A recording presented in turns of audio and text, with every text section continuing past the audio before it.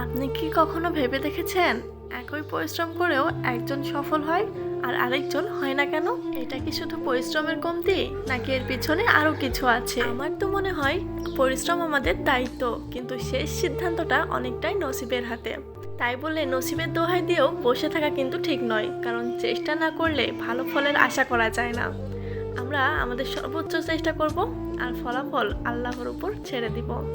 অনেক সময় আমরা যা চাই সেটা তখনই পাই না, কারণ আল্লাহ জানেন কোন সময়টা আমাদের জন্য সবচেয়ে ভালো। একটা কথা হয়তো অনেকেই মানবেন, পরিশ্রম আমাদের হাতে থাকলেও ফলাফল কিন্তু সবসময় আমাদের হাতে থাকে না।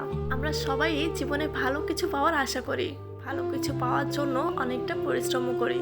কেউ হয়তো একটু কম পরিশ্রম করি, কেউ একটু বেশি।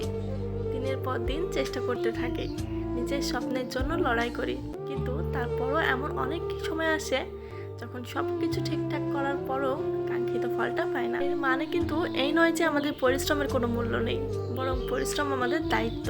কিন্তু সেই পরিশ্রমের ফল কখন কিভাবে পাবো আর কতটুকু পাবো সেটা অনেকটাই আল্লাহর ইচ্ছা, অর্থাৎ নসিবের উপর নির্ভর করে।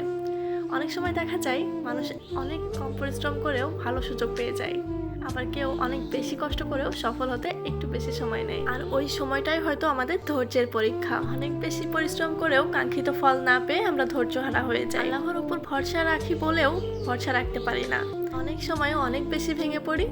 আর এগুলো না করে সবসময় আল্লাহর উপর ভরসা রেখে পরিশ্রম করে যাওয়াই আমার কাছে উত্তম। নিজের জীবনকে অন্যের সাথে তুলনা না করে নিজের পথে চলাটাই সবচেয়ে ভালো। সবসময় আমাদের মনে রাখতে হবে, নসিব মানে বসে থাকা নয়। নসিবের উপর ভরসা করার আগে নিজের সর্বোচ্চ চেষ্টা করতে হবে, কারণ চেষ্টা ছাড়া ভালো কিছু আশা করা একেবারেই ঠিক না, আর চেষ্টা ছাড়া ভালো কিছু আশা করাও যায় না।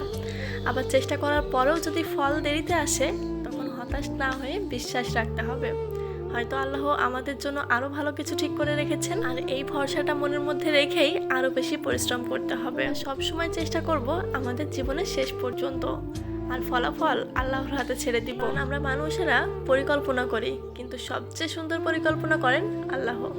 তাই কখনো পরিশ্রম নিয়ে অহংকার করবেন না, আবার শুধুমাত্র নসিবের অজুহাতে চেষ্টা করাও ছেড়ে দিবেন না। নিজের দায়িত্বটা ঠিকভাবে পালন করুন, আর বাকিটুকুর জন্য ধৈর্য রাখুন। অনেক সময় যে ফলটা আজ পেলাম, সেটাই হয়তো আগামীকাল আরো সুন্দরভাবে আমাদের কাছে ফিরে আসে।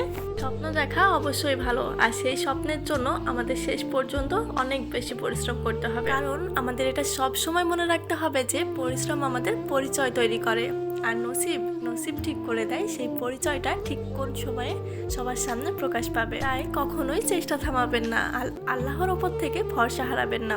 সবসময় নিজের লক্ষ্য স্থির রেখে পরিশ্রম করে যাবেন, সফল হবেন ইনশাল্লাহ।